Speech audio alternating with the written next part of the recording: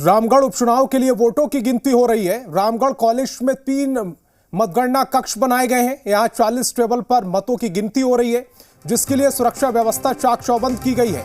आपको बता दें कि इस उपचुनाव में 18 उम्मीदवार मैदान में हैं। मुख्य मुकाबला यूपीए और एनडीए के बीच है। यूपीए की ओर से ममता देवी के पति बजरंग महतो उम्मीदवार हैं, वहीं एनडीए की ओर से आजसू उम्मीदवार सुनीता चौधरी हैं। 2019 में सुनीता चौधरी को हराकर ही ममता देवी विधायक बनी और इस सीट के लिए 27 फरवरी को वोटिंग हुई थी। आपको बता दें कि रामगढ़ विधानसभा सीट से विधायक रही ममता देवी की सदस्यता रद्द होने के कारण रामगढ़ में उपचुनाव हुआ।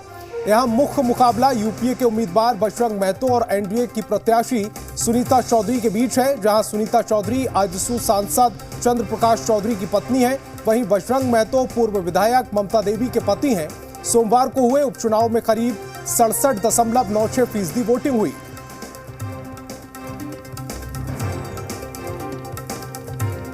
विपक्ष तो सभी लोग जीत के दावे करते हैं, जो अंतिम ये में होते हैं जिनका, वो भी जीत का दावा करता है, लेकिन जीत तो जनता के हाथों में उसकी चाबी होती है और कल ईवीएम खुलेगा और सारा कुछ सामने आ जाएगा। जीत सुनिश्चित है। पांचवा बार मतलब क्या लगता है जिस तरह का वहाँ एक षड्यंत्र के तहत उसको जिस तरह फंसाया गया था ममता देवी को, उसके लिए आक्रोश जनता में बहुत ज़्यादा था। मैं भी क्षेत्र गया था, घूमने देखे था। तो और जो हेमंत बाबू का जो काम है, उस काम से लोग को पसंद है।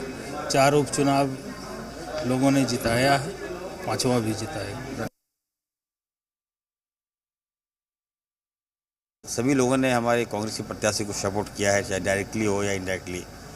वो बच्चा 1 महीना 2 महीना का बच्चा बाहर है, माँ जेल के अंदर है, तो राजनीतिक तो बहुत है।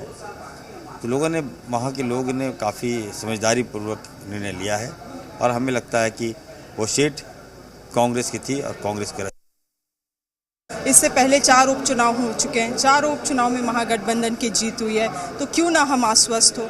दूसरी बात है कि जो ममता जी के साथ जो अन्याय हुआ, क्योंकि वो किसी करप्शन के मामले में अंदर नहीं गई जेल में, वो किसी गलत मर्डर के मामले में नहीं गई, वो आंदोलन कर रही थी, अपने लोगों के जनहित में लड़ रही थी और उस मामले में उनको भेजा गया।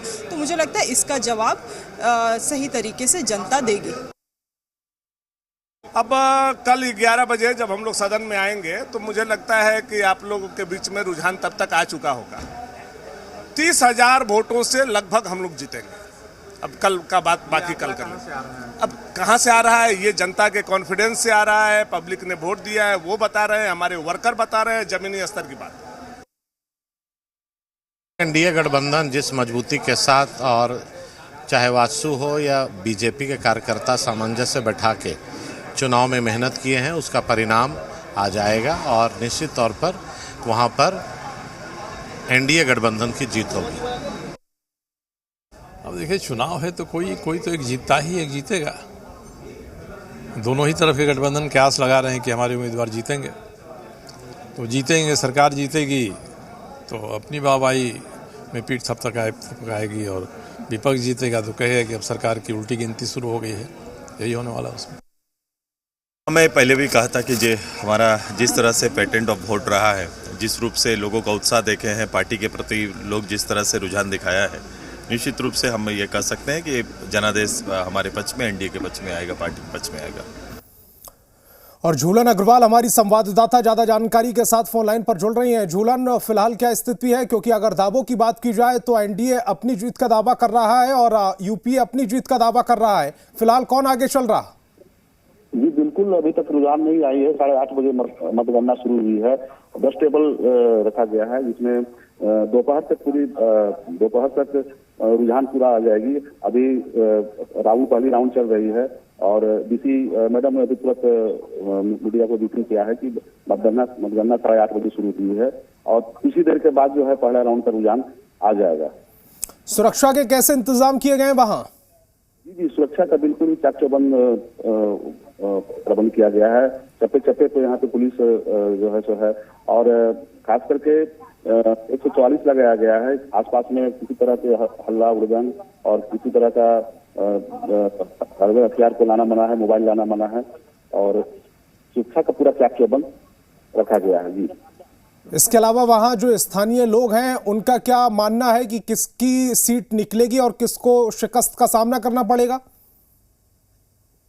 बाजी लगा है जीत हर हार की, कि दोनों जो जीत के दावा कर रहे हैं यूपी और एनडीए अगर किया जा रहा है तो कई जगह सट्टा लगा है जीत और हार की, और लोग प्रतीक्षा कर रहे हैं। स्थानीय लोगों का अलग कहना है कि किसी का कहना है यूपी जीत रही है, किसी का कहना है एनडीए जीत रही है। झूलन, इस तमाम जानकारी के लिए आपका बहुत बहुत शुक्रिया।